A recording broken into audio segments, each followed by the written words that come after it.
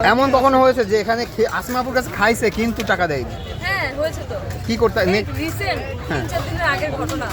মনে করেন তিনজন তারা ওই আমার নাক বরাবর ওই পাশে টেবিলে খেয়েছে। খাওয়ার পরে এখন তারা এখানে হাত দিয়েছে, চোখে চোখ পড়ছে কিন্তু। আমি বিল দিচ্ছি, ওনাদের বিলটা পাইনি, এখন আমিও নজরে রাখছি। বাবা, আমি একজনের বিল দিচ্ছি, চোখে বড়কে দেখি তারা নাই। এখন আমি তো ডাকতেছি আমার বোনকে, আমার মা আমার বোনকে বলতেছে যে এই টেবিলটা বিল দিছে। আমার বোন আমাকে জিজ্ঞেস করছে, তখন আমি বলতেছি না এটা এখনো বিল পাইনি, ওনারা কোথায়? ওনারা তো এই মাত্র এখানে ছিল। তো ওনাদেরকে আর খুঁজে পাওয়া যাচ্ছে না। তখন দেখলো যে ওনারা হেঁটে ওদিকে চলে যাচ্ছে, একজনের পিছনে পড়ে গেছে, বাকি দুজনের রাস্তা ক্রস করে। তো পিছনে যে পড়ছে তাকে ডাকা হয়েছে যে আপনারা তো বিল দেন নাই।